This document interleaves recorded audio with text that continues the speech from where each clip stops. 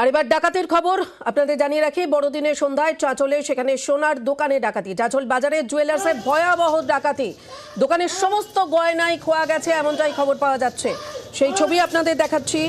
যে দোকানে এই ভয়াবহ ডাকাতির ঘটনা ঘটেছে, চাঁচলে যে দোকানে এই ভয়াবহ ডাকাতি এবং ডাকাতির পর ওপেন ফায়ারিং করা হয়েছে।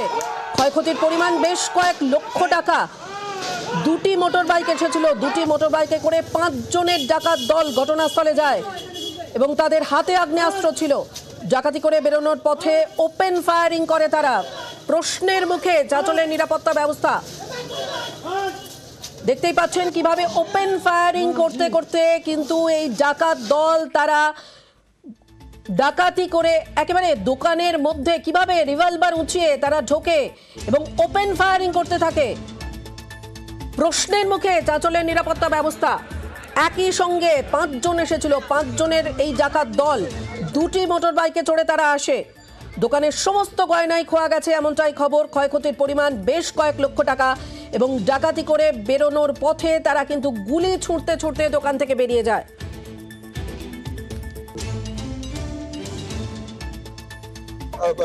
ফোন করেছিল এরকম ডাকাতি হচ্ছে, সাথে সাথে পুলিশকে ফোন করেছি।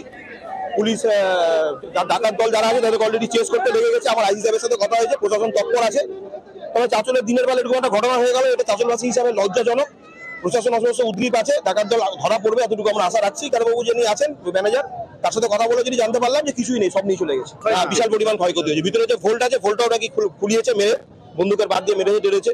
ভিতরে ভোল্টটাও খুলিয়ে সর্বস্ব নিয়ে চলে গেছে। 5 জন ছিল, ওরা দুটো মোটরসাইকেল ছিল আর ওরা টোটাল 5 জন ছিল। ওদের হাতে কি ছিল? ওদের পিস্তল ছিল। গুলি চালিয়েছে, একটা ফায়ার দিয়েছে। হ্যাঁ, তাতে ওরা মানে লোকজন সব ভেগে গেছে। ওরা নিজের মতন কাজ করে বেরিয়ে গেছে। কেন আজকে ওর দোকান আছে, কালকে আমারও দোকান হতে পারে, কালকে আরো কারো হতে পারে।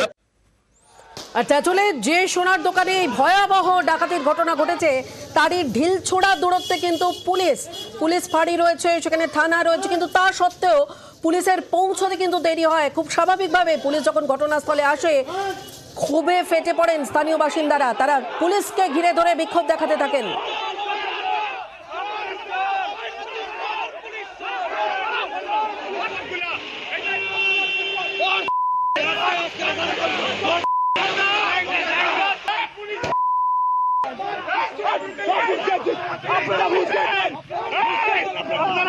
সাধারণ মানুষের ক্ষোভ আপনারা দেখতেই পাচ্ছেন। ঢিল ছোড়া দূরত্বে থানা হওয়া সত্ত্বেও এইভাবে রিভলভার উঁচিয়ে ডাকাতি। এবং এই যে ঘটনা, সেই ঘটনা কিন্তু রানাঘাটের স্মৃতি আবারও ফেরালো। 29শে আগস্ট রানাঘাটে নামি একটি সোনার গয়নার দোকানে ভয়াবহ ডাকাতি হয়েছিল এবং সেখানেও একই ছবি দেখা গিয়েছিল। রানাঘাটের শোরুমে গ্রাহক সেজে দুষ্কৃতীরা ঢুকেছিল এবং তারপর বন্দুক দেখিয়ে গয়না লুটপাট করে এবং সেখান থেকেও তারা কিন্তু ওপেন ফায়ারিং করতে করতে সেখান থেকে বেরিয়ে যায়। আর খবর পেয়ে রানাঘাট থানার পুলিশ সেখানে যায়। মিনিট 10-এর মধ্যে একেবারে নিখুঁত অপারেশন। তার মধ্যেই কিন্তু এই পুরো গোটা ঘটনা ঘটে। কিন্তু 10 মিনিটের মধ্যে শোরুমে পৌঁছে যায় পুলিশ। তখনই গুলি চালাতে চালাতে ডাকাত দল পালাচ্ছিল, পুলিশও পাল্টা গুলি চালায়। ধাওয়া করে 4 জন ডাকাতকে কিন্তু সেই সময় ধরে ফেলেছিল পুলিশ।